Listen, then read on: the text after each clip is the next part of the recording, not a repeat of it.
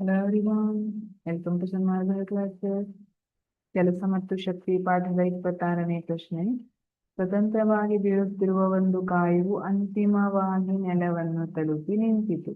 ಅದರ ಚಲನ ಶಕ್ತಿ ಏನಾಗುತ್ತದೆ? ಸ್ವತಂತ್ರವಾಗಿ ಬೀಳುತ್ತಿರುವ ಕಾಯ, ಸ್ವತಂತ್ರವಾಗಿ ಅಂದ್ರೆ ನೀವು ಕಲಿತಿದ್ದೀರಿ ಗುರುತ್ವ ಪಾಠದಲ್ಲಿ. ಸ್ವತಂತ್ರ ಪತನ ಅಂದ್ರೆ ಗುರುತ್ವಾಕರ್ಷಣೆಗೊಳಪಟ್ಟು ಯಾವುದೇ ಕಾಯ ಭೂಮಿಯ ಕಡೆ ಬೀಳುವುದನ್ನ ಸ್ವತಂತ್ರ ಪತನ ಅಂತ ಕರಿತೀವಿ. ಅಲ್ಲಿ ಗುರುತ್ವಾಕರ್ಷಣೆಯ ಬಲವೇ ಮುಖ್ಯವಾಗಿರ್ತದೆ, ಉಳಿದಿದ್ದೆಲ್ಲ ನಗಣ್ಯವಾಗಿರುತ್ತದೆ ಅಲ್ವಾ. ಹಾಗಾಗಿ ಸ್ವತಂತ್ರವಾಗಿ ಬೀಳ್ತಾ ಇರುವಂತಹ ಒಂದು ಕಾಯ ಅಂತಿಮವಾಗಿ ನೆಲವನ್ನ ತಲುಪಿ ನಿಂತಿತು. ಒಂದು ಚೆಂಡನ್ನ ಮೇಲಿಸುತ್ತಿದೆ, ಅದು ಕೆಳಗೆ ಬರ್ತಾ ಇದೆ, ಬಂದು ಬಂದು ಅಂತಿಮವಾಗಿ ನೆಲವನ್ನ ತಲುಪಿ ನಿಂತಿತು. ಅದರ ಚಲನ ಶಕ್ತಿ ಏನಾಗುತ್ತದೆ?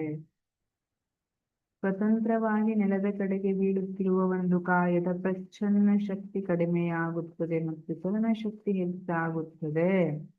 ಕಾಯವು ನೆಲವನ್ನು ಮುಟ್ಟಿದಾಗ ಎಲ್ಲಾ ಪ್ರಚ್ಛನ್ನ ಶಕ್ತಿಯು ಚಲನ ಶಕ್ತಿಯಾಗಿ ಪರಿವರ್ತನೆಯಾಗುತ್ತದೆ.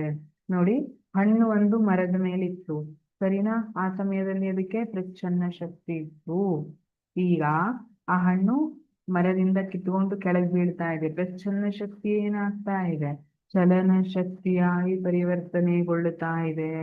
ಕಾಯವು ನೆಲವನ್ನು ಮುಟ್ಟಿದ ನಂತರ ಚಲನ ಶಕ್ತಿಯು ಉಷ್ಣ ಶಕ್ತಿ ಮತ್ತು ಶಬ್ದ ಶಕ್ತಿಯಾಗಿ ಪರಿವರ್ತನೆ ಆಗುತ್ತದೆ. ಡಬ್ ಅಂತ ಸೌಂಡ್ ಬರಬಹುದು, ಅಥವಾ ಉಷ್ಣ ಶಕ್ತಿ ಬಿಡುಗಡೆಯಾಗುತ್ತೆ ಅಲ್ವಾ.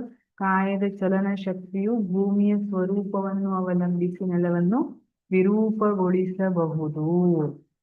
ಈ ರೀತಿಯಾಗಿ ಆ ಕಾಯದ ಚಲನ ಶಕ್ತಿ ಏನಿದೆ ಅದು ಭೂಮಿಯ ನೆಲವನ್ನ ವಿರೂಪವನ್ನು ಗೊಳಿಸಬಹುದು. ಕೆಲವೊಮ್ಮೆ ಈ ರೀತಿಯಾಗಿ ಭಾರವಾದ ವಸ್ತುಗಳೆಲ್ಲ ಬಿದ್ರೆ ನೆಲ ವಿರೂಪಗೊಳ್ಳುತ್ತದೆ ಅಲ್ವಾ. ಈ ರೀತಿಯಾಗಿ ಪ್ರಚ್ಛನ್ನ ಶಕ್ತಿ ಇರುವಂತದ್ದು ಚಲನ ಶಕ್ತಿಯಾಗಿ, ಚಲನ ಶಕ್ತಿ ಇರುವಂತದ್ದು ಉಷ್ಣ ಶಬ್ದ ಎಲ್ಲ ಶಕ್ತಿಗಳಾಗಿ ಬದಲಾವಣೆಯನ್ನ ಹೊಂದುತ್ತಾ ಇದೆ. ಈ ರೀತಿಯಾಗಿ ನಾವು ವಿವರಿಸಬಹುದು.